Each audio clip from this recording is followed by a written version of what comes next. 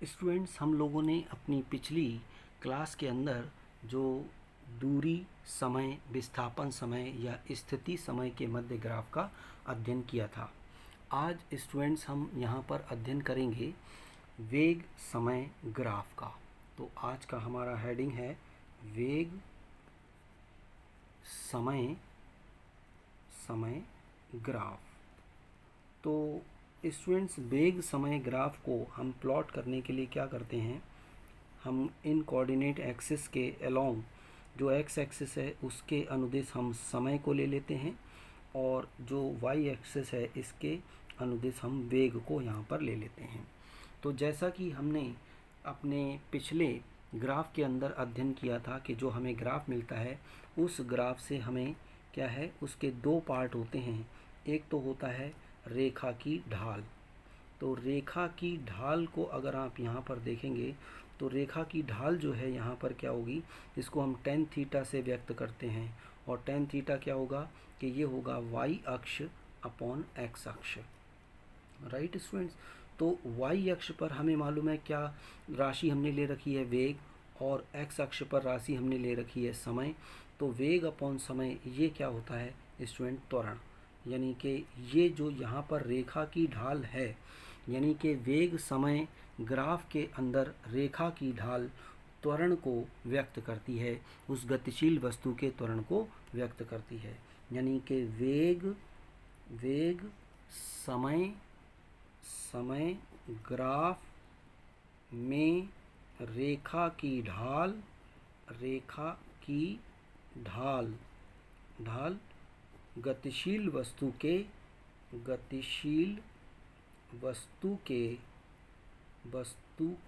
त्वरण को व्यक्त करती है, ये हमें यहाँ से पता चलता है।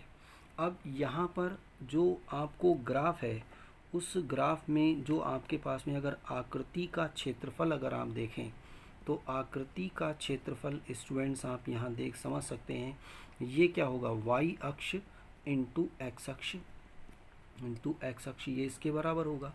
वाई अक्ष पर स्टूडेंट क्या है, वेग, और एक्स अक्ष पर क्या है, समय। और आप जानते हैं इस वेग को आप लिख सकते हैं विस्थापन बटे समय, और समय आगे लिखा हुआ है ही ये है, तो ये समय से समय कट गया तो ये क्या मिलेगा स्टूडेंट, विस्थापन के बराबर मिलेगा। राइट, तो इसका मतलब यहाँ पर क्या हुआ कि जो आपके पास में वेग समय ग्राफ में आकृति का क्षेत्रफल जो है वो गतिशील वस्तु के द्वारा तय किए गए विस्थापन को व्यक्त करता है। तो मैं इसको यहाँ पर लिख सकता हूँ, ये इसको यहाँ देख लीजिएगा कि वेग समय ग्राफ में जो आपको मिला है, ग्राफ में आकृति का क्षेत्रफल वस्तु के विस्थापन को व्यक्त करता है। तो ये हमें ध्यान रखना है स्टूडेंट, बहुत इम्पोर्टेंट है पॉइंट। ठीक है, तो अब हम यहाँ पर इसका हम अध्ययन करते हैं। एक यहाँ केस लेते हैं, वेग यानी एक समान गति के लिए, एक समान गति के लिए आपका वेग समय ग्राफ।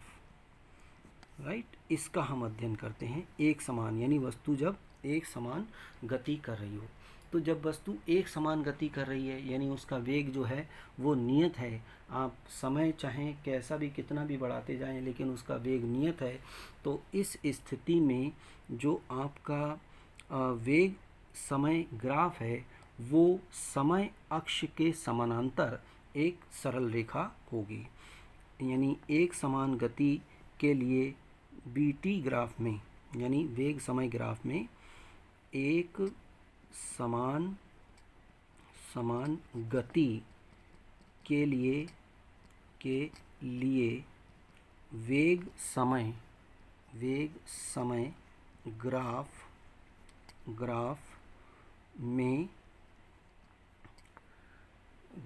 जो आपके पास में है में एक सरल रेखा समय अक्ष के समांतर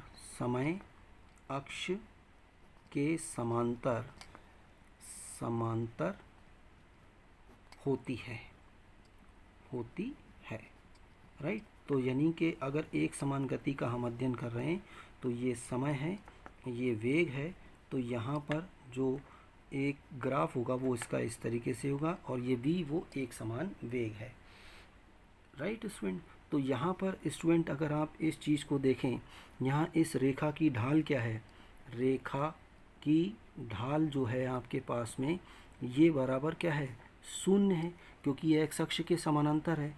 तो इसका मतलब है कि यहाँ पर वस्तु का त्वरण क्या हो जाएगा, वस्तु का त्वरण ये बराबर हो जाएगा 0 के बराबर होगा।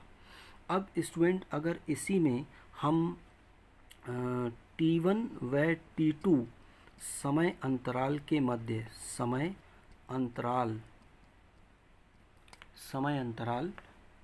मध्य अगर हम इसका क्षेत्रफल देखें, मान लीजिए T1 समय ये है और T2 समय ये है, तो ये A B C D ये पॉइंट्स हैं के मध्य आकृति A B C D का क्षेत्रफल अगर हम ये निकालें तो क्षेत्रफल होगा y अक्ष इंटू x अक्ष के बराबर x अक्ष। तो y अक्ष पर स्टूडेंट आपके पास में क्या दे रखा है, वेग है, और x अक्ष पर स्टूडेंट्स आपके पास में क्या है, समय है। तो अब आप देखिए वेग जो है आपके पास में विस्थापन बटा समय, और यहाँ पर ये क्या चीज़ है, ये है समय। तो समय से समय कैंसिल, यानी ये क्या मिलेगा, विस्थापन मिल जाएगा। यानी कि इस स्थिति में जो आपका एक समान गति के लिए VT ग्राफ में इस ग्राफ का जो क्षेत्रफल होगा वो उस वस्तु के विस्थापन को व्यक्त करेगा राइट स्टूडेंट। तो ये एक बहुत ही इम्पोर्टेंट पॉइंट है स्टूडेंट, इसको आप ध्यान में रखिएगा, ठीक है। अब यहाँ पर इसको हम यहीं तक रखते हैं।